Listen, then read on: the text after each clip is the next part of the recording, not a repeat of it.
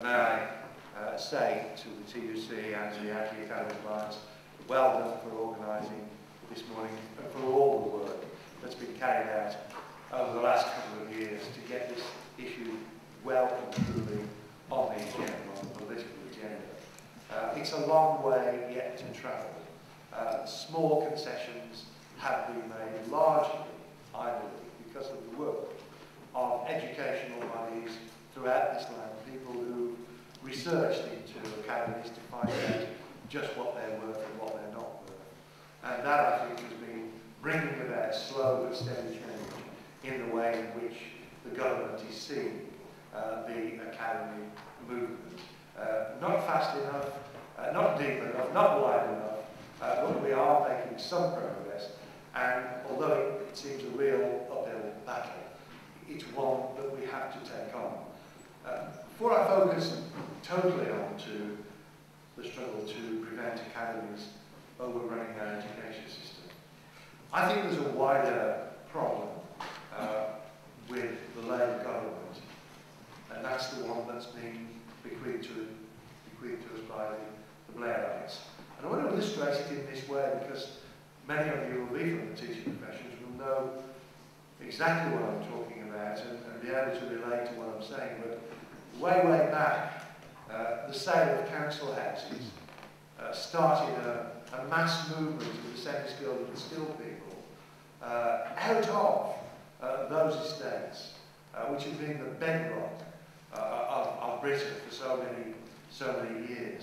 People who virtually had their council houses given to them by Thatcher, and who can blame people for taking them, didn't sell the houses when they moved out, but they just put them through a estate agent for rent.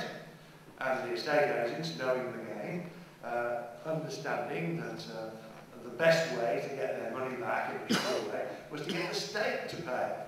And the best way to do that was by finding usually women with 1, 2 or 3 children who had nowhere else to go and who would be put into these former council houses, established at a fair rent, but probably 2.5 times greater than the council house next door. In my own case, in Wolverhampton, we can often see a 3-bedroom house let through an agent at 150, 160, even 170 pounds a week, whereas the council house next door is around about 60 or 70 pounds a week.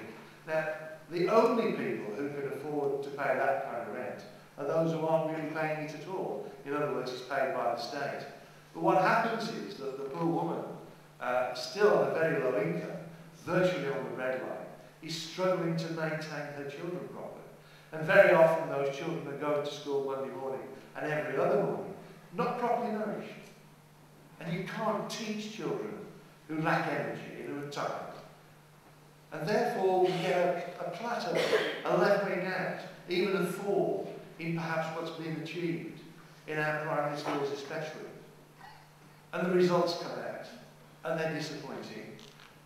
And what do people say? Bloody teachers.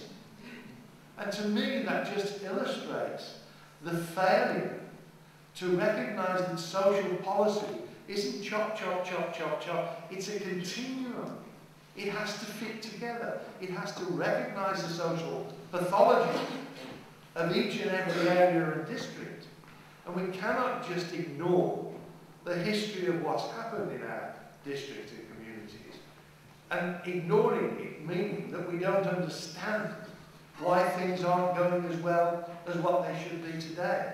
So I know we have today to focus on the struggle with academies, but please, keep in mind that this is a much wider problem than simply one related to whether or not we can defeat the wicked Andrew Adonis and to keep his academies as a minimum.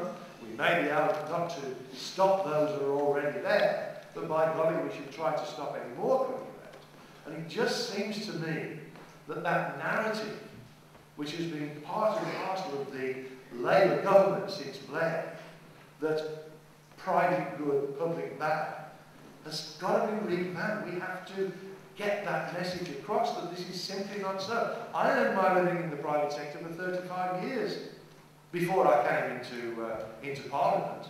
I never wanted to work for a company that didn't make money. It was a pretty hopeless kind of an idea. But what I do know is that what you have to do in the private sector is drive on to make profit. There is no other purpose for your being.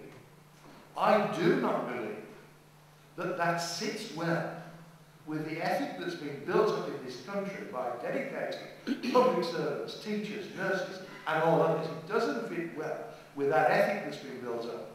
That means that our public services have dedicated people who intend to do the very best for the people that they're working for. The idea of the profit motive and altruism simply do not go together. And I believe that is what is at the core of our problem in Britain today in terms of social policy. And therefore, my whole effort is to drive that position away from Labour. But to put it where it belongs to the Tories, they can have it for me. But Labour shouldn't be doing these Tory things. And it's the only way that I can understand what is happening with public services, is to think that some of my colleagues are mesmerised by the idea that somehow this entrepreneurial DNA, which they believe exists by some metaphysical idea that I just do not understand. We have to make them understand that what's public is public. It is dealt with properly, professionally, for the benefit of those who need the services at any given time. And we also recognise, just as importantly for Britain, the trading nation, an island community, has to sell in order to exist. We have to sell the understanding that what the private sector does, it does, and what the public sector, it does. Certainly we can work together. But we mustn't at any time, ever, surrender control to any institution, to the profit motive that really motivates those who've come forward for the Academy movement, and that includes those people who come under the cloak of some religious idea. Believe me, at their root is the desire to make money from schools.